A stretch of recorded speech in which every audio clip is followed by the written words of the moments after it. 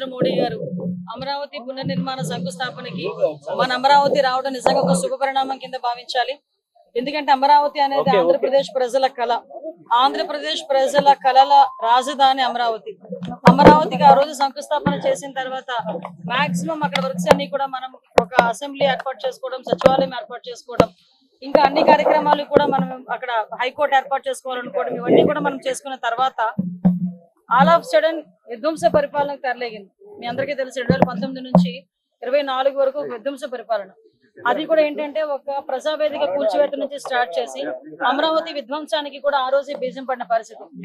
చాలా మంది ముఖ్యమంత్రులు ఒక టర్మ్ లో చేసిన తర్వాత నెక్స్ట్ టర్మ్ వచ్చిన ముఖ్యమంత్రి కంటిన్యూ చేస్తారు.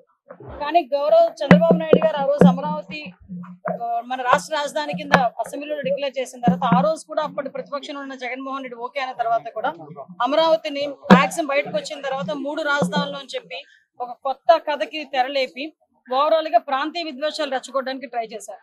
కానీ అమరావతి ప్రజలు గాని ఆంధ్రప్రదేశ్ రాష్ట్ర ప్రజలకి కూడా అమరావతి రాజధానిగా ఉండాలి ఒక సెంటిమెంట్ గా భావించుకొని వైజాగ్ ప్రజలు సైతం కూడా అమరావతి రాజధానిగా రావాలని కోరుకునే పరిస్థితి కనిపించింది. ఇదంతా కూడా అమరావతి ప్రజలకి అమరావతి రాజధానిగా రావాలని చెప్పి వైజాగ్ ప్రజలు కూడా అనుకునే పరిస్థితి కనిపించింది మనకి. ఎందుకంటే ఆ రోజుల్లో మనకి వైజాగ్ ను ఒక రాజధాని కింద చేస్తాం, కర్నూలుకు రాజధాని చేస్తాం, ఇక్కడ ఒక రాజధాని ఉంచుతామని రకరకాల పుకార్లు పెట్టిన పరిస్థితి నుంచి ఆ రోజు మనందరికీ తెలుసు అమరావతి రైతులు ఎన్నో త్యాగాలు చేసిన అమరావతి రైతులందరూ కూడా రోడ్ల మీదకి వచ్చి వాళ్ళు న్యాయ పోరాటం చేస్తే వాళ్ళ మీద కేసులు పెట్టిన పరిస్థితి. ఆఖరికి అమరావతి రైతుల మీద ఎస్సీల మీద అట్రాసిటీ కేసులు పెట్టిన పరిస్థితి. అమరావతిని చూడటానికి వస్తామని చెప్పి గౌరవ ముఖ్యమంత్రి చంద్రబాబు నాయుడు గారు ప్రతిపక్షంలో ఉండేటప్పుడు ఒక బస్సు యాత్ర చేస్తే బస్సు మీద రాళ్లు రువించిన పరిస్థితి. అదేంటని అడిగితే భావ స్వేచ్ఛ ప్రకటన అని ఒక పోలీస్ ఆఫీసర్ చేత పలికించిన మాటలు. ఇవన్నీ ఎందుకు గుర్తు చేస్తున్నానంటే ఈ రోజు ఇంత వైభోగంగా అమరావతి పునర్నిర్మాణ శంకుస్థాపన చేస్తున్నామంటే దీని వెనకాతల చాలా మంది కష్టం ఉంది. ఆంధ్రప్రదేశ్ ప్రజల తాలూకా కష్టం ఉంది. అమరావతి మహిళా రైతుల తాలూకా ఆవేదన ఉంది. అమరావతి మహిళా రైతులు రోడ్డు మీదకి వస్తే పోలీసులు కాలుతో తరిన పరిస్థితి కూడా కనిపించింది. జైల్లో పెట్టారు, జుత్తు పట్టుకొని ఈడ్చారు, కడుపు మీద తన్నారు, ఆఖరికి రోడ్ల మీద భోజనం చేశారు. ఇదే అమరావతి రైతులు తిరుపతి పాదయాత్రకు వెళ్తే ఎన్నో ఆటంకాలు పెట్టారు. ఇదే అమరావతి రైతులు అటు అరసవెల్లి పాదయాత్రకు వెళ్తామంటే రామచంద్రాపురం దగ్గర వరకు తెలియదు అటు అడ్డుకున్నారు.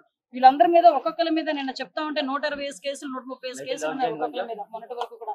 అంటే ఈ రోజు పరిస్థితి చూస్తా ఉంటే ఇంతమంది రైతుల తాలూకా ఆ రోజు న్యాయ పోరాటం చేసిన న్యాయ పోరాటం, గౌరవ చంద్రబాబు నాయుడు గారు చేసిన న్యాయ పోరాటం, మన పవన్ కళ్యాణ్ గారు అదేవిధంగా నారా లోకేష్ గారు వీళ్ళందరూ కూడా కంకణం కట్టుకుని ఎట్టి పరిస్థితులను ఆంధ్రప్రదేశ్ కి అమరావతి రాజధానిగా ఉండాలని చెప్పి ఈ రోజు మళ్ళీ అమరావతికి ఈ రోజు కేంద్ర ప్రభుత్వం కూడా సహకరించడం నిజంగా చాలా శుభ పరిణామం కింద భావించాలి. ఈ రోజు అమరావతి పునర్నిర్మాణానికి కేంద్ర ప్రభుత్వం సహకరించింది. అదేవిధంగా నరేంద్ర మోడీ గారు ఈ రోజు అమరావతి పునర్నిర్మాణ శంకుస్థాపనకి ఇక్కడికి రావటం ఆంధ్రప్రదేశ్ ప్రజలందరూ కూడా పండగ వాతావరణంలో జరుపుకోవడానికి సిద్ధంగా ఉన్నారు. అందరూ కూడా నలుమూల నుంచి రావడానికి సిద్ధంగా ఉన్నారు. దానికి సంబంధించిన ఏర్పాట్లు ఎలా ఉన్నాయని ఈ రోజు చూడడానికి రావడం జరిగింది. ఓవరాల్ గా రాష్ట్రం అన్ని మూల నుంచి వచ్చిన ప్రజలందరికీ కూడా ఎక్కడ ఎటువంటి ఇబ్బంది లేకుండా, ట్రాఫిక్ ఇబ్బందులు లేకుండా, అదేవిధంగా వాళ్ళకి ఎటువంటి అన్ని సౌకర్యాలు కలగజేసి ఈ రోజు గవర్నమెంట్ కూడా ఈ రోజు సిద్ధంగా ఉన్నాం. రాబోయే మే 2వ తారీఖున జరగబోయే అమరావతి పునర్నిర్మాణ శంకుస్థాపన అనేది అంగరంగ వైభవంగా జరుగుతుంది. ఒకటి చెప్తున్నానండి, చాలా మందికి నేను మళ్ళీ నిన్న కూడా చెప్పారు, సొంత ఇల్లు అన్నది ఒక కళ ప్రతి ఒక్కరికి. ఇక్కడ అటువంటిది మన రాష్ట్ర రాజధాని ఈ రోజు వరకు కూడా అమరావతి అంటే రాష్ట్ర విభజన జరిగిన తర్వాత కొత్త రాష్ట్రం ఏర్పడిన తర్వాత మన రాజధాని ఏది అంటే క్వశ్చన్ మార్క్ పెట్టుకునే పొజిషన్ లో మొన్నటి వరకు ఉంది. ఈ రోజు గర్వంగా అమరావతి మా రాజధాని అని చెప్పుకునే పరిస్థితి తీసుకొచ్చాం.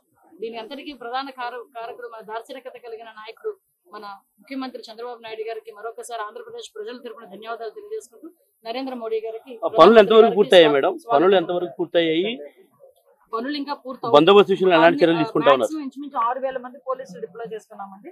ఎవరివైనా CCTV కెమెరాస్ పెట్టుకున్నాం. సెంట్రల్ ఫోర్స్ వాళ్ళు కూడా ఇప్పుడే వచ్చి మొత్తం చెక్ చేసుకుని వెళ్ళారు. ఎక్కడ కూడా ఎటువంటి అవాంఛనీయ సంఘటనలు జరగవు, ఎక్కడ కూడా ఎటువంటి ఇబ్బందులు రావు.